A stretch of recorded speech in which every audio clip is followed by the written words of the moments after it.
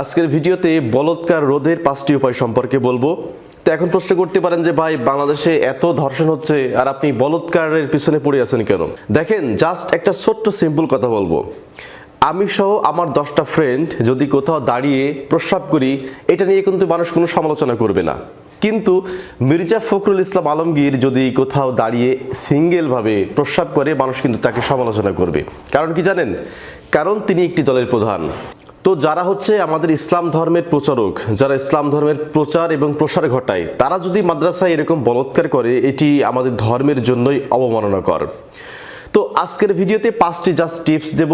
এই 5টি টিপস যদি প্রয়োগ করা হয়, আমি গ্যারান্টি দিয়ে বলতে পারি যে বাংলাদেশ থেকে বলৎকার একেবারে চিরতরে বিলুপ্ত হয়ে যাবে।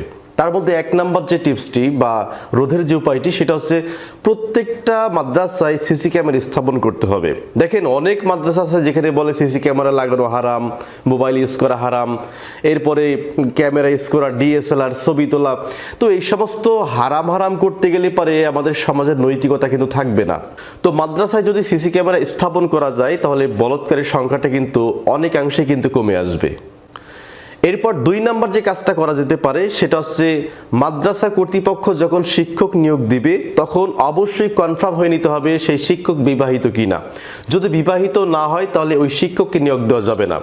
অবশ্যই এই বিষয়টা কনফার্ম হতে হবে যে তিনি একজন বিবাহিত এবং তার একজন স্ত্রী আছে। এটি কনফার্ম হওয়ার পরেই তাকে মাদ্রাসায় নিয়োগ সম্পন্ন করতে হবে। এটি 2 নম্বর প্রক্রিয়া বলৎকার বন্ধ করার জন্য। এরপর 3 নম্বর বিষয়টা খুব ইম্পর্টেন্ট। 3 নম্বর বিষয়টা যদি ফলো করা যায়, তাহলে পারে বলৎকার প্রায় 95% কমে যাবে। 2 নম্বর যে কাজটা আমি বললাম যে সে বিবাহিত কিনা, এটা কনফার্ম হতে হবে, এবং 3 নম্বরে যেটা কনফার্ম হতে হবে, সে তার স্ত্রীর সাথে বসবাস করে কিনা।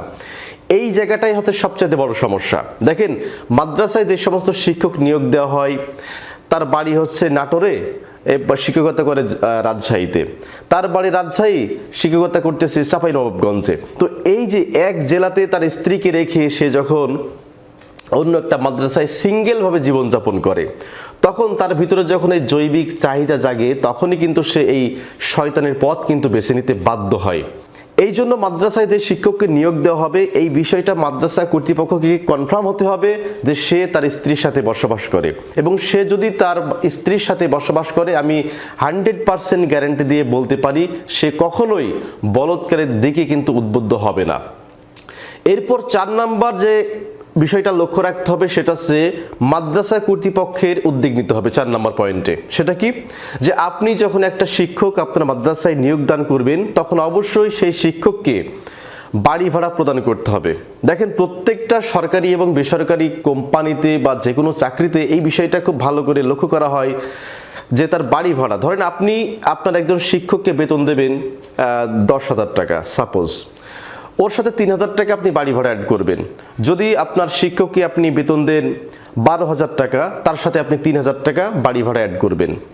এই বাড়ি ভাড়াটা তার জন্য বাধ্যতামূলক করবেন। তাহলে কি হবে যে সে সহজেই আপনার আশেপাশে, মাদ্রাসার আশেপাশে একটা বাসা নিয়ে থাকতে পারবে, এবং আপনি কনফার্ম হতে পারবেন যে সে তার স্ত্রীর সাথে বসবাস করছে। এরপর সর্বশেষ 5 নম্বরে যে পদক্ষেপটা নেওয়া প্রয়োজন, এটা আমাদের সমাজে যে মাদ্রাসাগুলি আছে, এই মাদ্রাসাগুলি নেয় না, যার ফলে এই বলৎকারী সংখ্যাটা সবচেয়ে বেশি পায়। আর সেটা কি?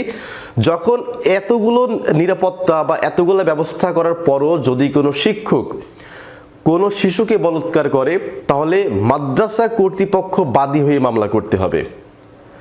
এই বিষয়টা আমরা কিন্তু দেখি না। আমরা যেখানে দেখি যে কোথাও বলৎকার হয়েছে, এটা নিউজ প্রকাশিত হয়, এরপরে ওই শিশুর মা বাবা থানায় কমপ্লেন জানায়, এরপরে সেই হুজুর বা সেই শিক্ষক অ্যারেস্ট হয়। তাহলে এখানে মাদ্রাসা কর্তৃপক্ষ কেন দায় এড়িয়ে যাচ্ছে? যেই মাদ্রাসার শিক্ষক এই কাজটি করলো, তার বিরুদ্ধে মাদ্রাসা কর্তৃপক্ষ কোনো ব্যবস্থাই গ্রহণ করলো না। কোথাও সাময়িকভাবে সাসপেন্ড করে, আবার কোথাও বহিষ্কার করে, এটি তো একটি শাস্তি হতে পারে না। যদি মাদ্রাসা কর্তৃপক্ষ হার্ড লাইনে থাকে এবং তারা ডিক্লিয়ারেশন দেয় যে বলৎকার বা কোনো ক্রাইমের সাথে যদি এই মাদ্রাসার কোনো শিক্ষক যদি জড়িত হয়, তাহলে মাদ্রাসা কর্তৃপক্ষ বাদী হয়ে সেই শিক্ষকের নামে মামলা করতে হবে। দেখেন, যখন মাদ্রাসা কর্তৃপক্ষ বাদী হয়ে সেই শিক্ষকের নামে মামলা করবে, এরকম সিদ্ধান্ত যখন মাদ্রাসা কর্তৃপক্ষ গ্রহণ করবে, তখন ওই শিক্ষক বলাৎকার করার আগে অন্ততপক্ষে 100 বার করে চিন্তা করবে যে আমার চাকরি তো যাবেই, পাশাপাশি ওই শিশুর মা বাবা তো মামলা করবেই, পাশাপাশি মাদ্রাসা কর্তৃপক্ষ বাদী হয়ে আমার উপরে মামলা করবে, যেই মামলা থেকে বের হওয়া আমার জন্য অনেক কষ্টকর। তো এই 5টি ব্যবস্থা যদি নেওয়া যায় কার্যকরী পদ্ধতিতে, আমি গ্যারান্টি দিয়ে বলতে পারি বাংলাদেশের কোনো টিভিতে, বাংলাদেশের কোনো পত্রিকায়, বাংলাদেশের কোনো অনলাইন পোর্টালে শিশু বলাৎকারের নিউজ আপনারা আর দেখতে পারবেন না।